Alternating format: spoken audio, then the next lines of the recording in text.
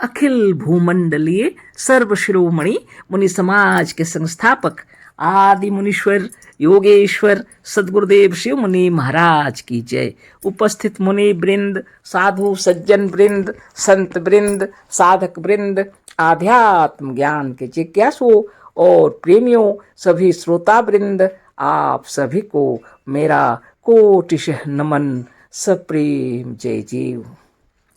तो आध्यात्मिक चर्चा चल रही है और हम लोग सदगुरुदेव शिव मुनि महाराज रचित ग्रंथ आत्मबल, मनोबल और इच्छा शक्ति के अंतर्गत आज सृष्टिकर्ता पर विचार करेंगे, है ना। लिखे हैं, छोटा शीर्षक दिए हैं गुरुदेव, सृष्टिकर्ता। इसी पर चर्चा करेंगे। जैसे यह आत्मा स्वप्न और समाधि में अपनी इच्छा मात्र से पृथ्वी, सूर्य, चंद्र, तारा, नदी, समुद्र और पहाड़ बना लेता है, उसी तरह से जागृत का जड़ संसार भी आत्मा द्वारा बन जाता है। सदगुरुदेव शिव मुनि महाराज की जय, है ना। कितनी सुंदर वाणी। जैसे यह आत्मा स्वप्न और समाधि में ना, जब हम लोग स्वप्न देखते हैं उस समय भी जिस जगत में दौड़ रहे हैं, या समाधि में जो दिखता है वह सब कुछ अपनी इच्छा मात्र से बन जाता है। पृथ्वी, सूर्य, चंद्र, तारा, नदी, समुद्र और पहाड़ बना लेता है, मनुष्य की आत्मा बना लेती है। यह आत्मा स्वप्न और समाधि में अपनी इच्छा मात्र से पृथ्वी, सूर्य, चंद्र, तारा, नदी, समुद्र और पहाड़ बना लेता है। उसी तरह से जागृत का जड़ संसार भी आत्मा द्वारा बन जाता है ना। इतनी बड़ी दुनिया जो हम लोग देख रहे हैं, सब आत्मा का कमाल है। सब आत्मा की महिमा है ना। इसी को गुरुदेव बतला रहे हैं। कुछ भी सोचना नहीं पड़ता है। जैसे ही स्वप्न में पहुंचते हैं, दुनिया दिखाई पड़ती है। पृथ्वी, सूर्य, चंद्र, तारा, नदी, समुद्र, पहाड़, ना जाने कितनी चीजें। समाधि में भी उच्च कोटि का, जैसे आप समाधिस्थ होने लगते हैं तो वहां भी सब दिखाई पड़ता है। पृथ्वी, सूर्य, चंद्र, तारा, नदी, समुद्र, पहाड़ सब दिखाई पड़ते हैं, है ना। तो वह जो जैसा बन जाता है, आत्मा बना लेती है क्षण में, है ना। इच्छा मात्र से, इच्छा मात्र से तैयार हो जाता है। जैसी इच्छा करेंगे समाधि में, आप सब कुछ देख सकते हैं, बन जाता है तुरंत। तो आगे हम लोग पढ़ते हैं।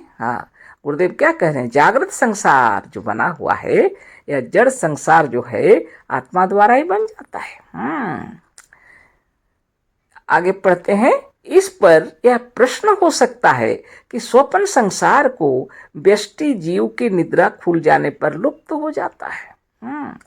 गुरुदेव कह रहे हैं, अगर कोई कहेगा स्वप्न संसार को जो हम लोग देख रहे हैं वह तो व्यष्टि आत्मा यानी जीव की निद्रा खुल जाने पर लुप्त हो जाता है, पर यह संसार तो एक जीव अर्थात व्यष्टि जीव के संसार छोड़ देने पर या मर जाने पर भी लुप्त नहीं होता। स्वप्न जो देख रहा है वह जब जगता है तो स्वप्न तो विलीन हो जाता है। लेकिन कोई व्यक्ति जब मर जाता है तो उसके मर जाने के बाद भी संसार तो रहता ही है ना। सदगुरुदेव बतला रहे हैं, किसी व्यक्ति के मर जाने पर भी यह जो संसार है, समष्टि की रचना है, यह लुप्त नहीं होता। इसका उत्तर यह है कि व्यष्टि जीव की रची हुई स्वप्न की सृष्टि व्यष्टि जीव के जग जाने पर नष्ट हो जाती है, पर जागृत की सृष्टि व्यष्टि की रची हुई नहीं है, समष्टि की रची हुई है। अतः व्यष्टि जीव के संसार छोड़ देने पर भी वह सब जीवों के लिए नष्ट नहीं हो जाती। एक को व्यष्टि और समस्त को समष्टि कहते हैं। एक व्यक्ति स्वप्न देख रहा है और जाग गया तो उसका स्वप्न तो नष्ट होगा ही, क्योंकि स्वप्न तो नींद में देख रहा था और जग गया तो इस जगत में आया, स्थूल जगत में आंखें खुलती हैं जब, तो वह तो नष्ट होना ही है। लेकिन जब मर जाते हैं हम लोग, यह शरीर छोड़ करके निकल जाते हैं जब, तो स्थूल जगत में, स्थूल संसार में, स्थूल शरीर के साथ थे। जब यहाँ से निकल गए तो फिर यह कैसे दिखाई पड़ेगा? यह तो नष्ट हुआ हमारे लिए ना, लेकिन दुनिया के लिए नष्ट नहीं हुआ, क्योंकि यह समष्टि जीव की रचना है। गुरुदेव बतला रहे हैं, इतने जीव जंतु हैं और जितने हैं सब मनुष्य आत्मा और जितने जीव जंतु हैं सबकी रचना है संसार, है ना। एक के मर जाने पर यह नष्ट कैसे होगा? यह नष्ट नहीं होगा, पर जो मरा उसके लिए नष्ट हो सकता है ना। हो चुका है ना। तो जागृत में जब हम लोग रहते हैं तो इस दुनिया में रहते हैं, और जब थक जाते हैं तो नींद आने लगती है, हाई होने लगती है, स्वप्न की दुनिया बन जाती है। घर हल्की नींद में स्वप्न की दुनिया में चले जाते हैं, है ना। और बहुत थके होते हैं, गाढ़ी नींद सुषुप्ति अवस्था में चले जाते हैं, है ना। यह अवस्था है सब, है ना। और निरंतर योगाभ्यास करने से नींद छंट जाती है तो सुषुप्ति अवस्था से आगे पहुंच जाते हैं, तो समस्त हमारा हृदय आनंद विभोर हो करके अपना जागृत अवस्था से स्वप्न और स्वप्न से सुषुप्ति और सुषुप्ति से तुरीय अवस्था में पहुंच जाता है, समाधि की अवस्था में, है ना। सदगुरुदेव शिव मुनि महाराज की जय। ये सब अवस्थाएं हैं। एक अवस्था है अगर जागृत, तो स्वप्न की भी एक अवस्था है, सुषुप्ति की भी अवस्था है, और तुरीय अवस्था भी एक अवस्था है। जीवन यदि एक अवस्था है तो मरण भी एक अवस्था है। तो जिस अवस्था में रहते हैं उसी अवस्था में हम लोग रहते हैं। दूसरे में कदम रखेंगे तो दूसरी अवस्था में पहुंच जाएंगे। ये नियम आत्मदेव ने बनाए हुए हैं। जब स्वप्न देख रहे हैं और जगेंगे तब भी स्वप्न देखेंगे, ऐसा नहीं होगा। वो एक अवस्था थी, जगने पर वह नष्ट होगी, निश्चित बात है। अब जागृत में है, अभी स्थूल जगत में है। अब इस स्थूल संसार को जब छोड़ के आत्मदेव निकलेंगे तो वो अलग जगह में पहुंचेंगे, अपने मनोमय संसार में। उस समय भी यह रहेगा, ऐसा ही रहेगा, लेकिन अपने अपने विचारों के अनुरूप। पर उसको यहाँ जागृत वाले कोई देख नहीं सकते, क्योंकि उसका एकांत का संसार है ना। तो बनाने वाली शक्ति तो आप ही हैं, लेकिन रचना जो किए हैं तो व्यष्टि ने भी रचे हैं और समष्टि ने भी रचे हैं। व्यष्टि आत्मा की रचना है स्वप्न, और समष्टि आत्मा की रचना है विश्व ब्रह्मांड सकल सृष्टि जो आपके सामने फैला हुआ है।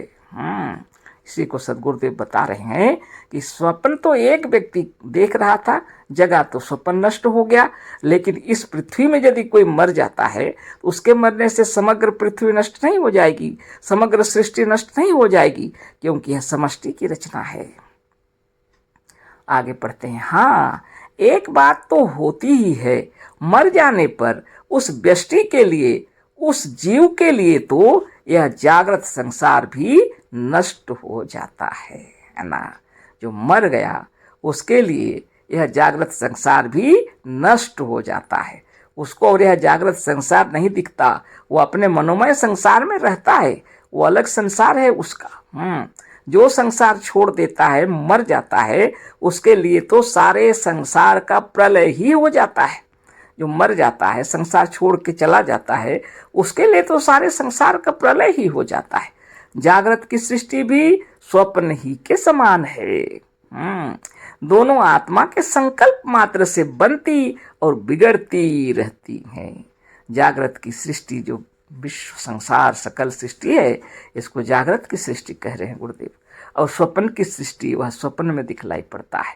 दोनों आत्मा के संकल्प मात्र से बनती और बिगड़ती रहती है ना। आपको कुछ करना नहीं पड़ता है। अज्ञात शक्ति से, आत्मदेव से सब क्षण में बनता और बिगड़ता रहता है। जागृत और स्वप्न में भेद केवल इतना ही है कि जागृत अनेक की कल्पना है और स्वप्न की सृष्टि एक की कल्पना है। जागृत और स्वप्न में केवल इतना ही भेद है। गुरुदेव कह रहे हैं कि जागृत जो है अनेक आत्माओं की कल्पना है और स्वप्न सिर्फ एक की कल्पना से बना हुआ। कलपुर्जों और जड़ चीजों का बनाया हुआ जीव नहीं है ना। जितने कलपुर्जे हैं संसार में, कारखाना बना के कोई चीज बना कि संसार में जितने भी कलपुर्जे जड़ पदार्थ जो दिखलाई पड़ रहे हैं, गुरुदेव कह रहे हैं कलपुर्जों और जड़ चीजों का बनाया हुआ जीव नहीं है, किंतु सारे कलपुर्जों और सारा जड़ संसार उसी चेतन तत्व का बनाया हुआ है, जिसे हम अपना आप मानते हैं और जिसे लोग आत्मा कहते हैं। दुनिया आप देख रहे हैं, कलपुर्जे जितने बने हुए हैं, तरह तरह के मशीन है, कल कारखाने हैं, यातायात की सुविधाओं के लिए गाड़ी, मोटर, ट्रेन, प्लेन सब चल रहे हैं। ये सब को बनाने वाली शक्ति आत्मशक्ति है, चेतन तत्व है। किसी कलपुर्जे से हमारा निर्माण नहीं हुआ। गुरुदेव का कहने का मतलब है जीव को कोई कलपुर्जे या जड़ तत्वों ने नहीं बनाया, लेकिन इसी जीव की महिमा से जड़ संसार के जितने तत्व बने हुए हैं, सारा जड़ संसार बना हुआ है, जिसे हम अपना आप मानते हैं, जिसे लोग आत्मा कहते हैं ना। आत्मा की इच्छा शक्ति ही सारे संसार को बनाने वाली, सबको चलाने वाली और सबका संहार करने वाली है, सबका पालन करने वाली है। ये सबसे बड़े रहस्य की बात है। आत्मा की इच्छा शक्ति, आत्मा की इच्छा शक्ति ही सारे संसार को बनाने वाली, सबको चलाने वाली और सबका संहार करने वाली, सबका पालन करने वाली है। केवल आपकी आत्मा की इच्छा शक्ति से सब होता है। संसार बन जाता है। संसार चलाने वाली शक्ति आत्मा शक्ति है, संहार करने वाली शक्ति भी, पालन करने वाली शक्ति भी सब है। आप ही के शरीर का उदाहरण देख लीजिए। इस शरीर में ना जाने कितने अणु परमाणु इस शरीर के अंदर में सेल्स कोष फूटे हुए हैं, कितने सेल्स कोष नित्य टूट रहे हैं, कितने सेल्स कोष नित्य बन रहे हैं। नित्य निरंतर जितना बार आप श्वास ले रहे हैं उतना बार रक्त निर्मित हो रहा है, सारे शरीर में भ्रमण हो रहा है। ये प्राण शक्ति ही रक्त के रूप में सारे शरीर में भ्रमण करके शरीर के नस नस को, नाड़ी नाड़ी को, सेल्स सेल्स को, कोष कोष को जागृत कर रही है। यह सब क्या है? स्वस्थ और निरोग शरीर है आपका। इच्छा शक्ति, आपकी इच्छा शक्ति के ऊपर निर्भर करता है। और अखिल विश्व ब्रह्मांड जो संचालित हो रहा है आत्मा की इच्छा शक्ति से, है ना। यह इच्छा शक्ति ही सब कुछ है। आगे गुरुदेव लिखते हैं, एक मिनट। जो कुछ चाहना हो, जो कुछ लेना हो, इससे ले लो, क्योंकि किसी के सामने हाथ जोड़ते हो।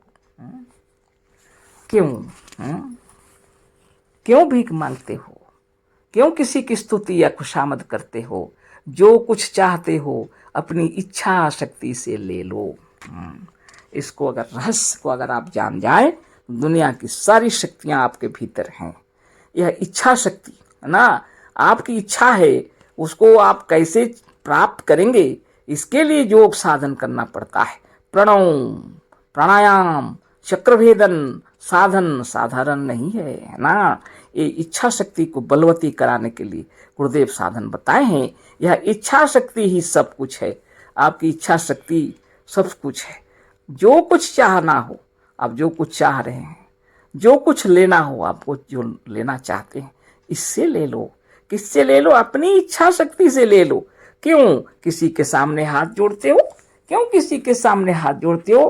क्यों किसी के सामने भीख मांगते हो? क्यों किसी की स्तुतियां खुशामद करते हो? जो कुछ चाहते हो अपनी इच्छा शक्ति से ले लो। गुरुदेव कह रहे हैं आपको क्या करना पड़ेगा? नित्य दिन योगाभ्यास करना पड़ेगा, है ना। तो बिना योगाभ्यास के आपका आत्मबल, मनोबल, ज्ञान बल, योग बल नहीं बढ़ेगा। मनोबल, आत्मबल, ज्ञान बल, योग बल, इच्छा शक्ति बलवती हो जाती इससे, है ना। जो कुछ चाहते हो अपनी इच्छा शक्ति से ले लो। यह सब कुछ दे सकती है, सब कुछ कर सकती है ना। तो अभी के लिए इतना ही करेंगे। पूरा हो गया समझिए, पूरा नहीं हुआ मगर कल फिर चर्चा करेंगे, है ना। समय हो गया।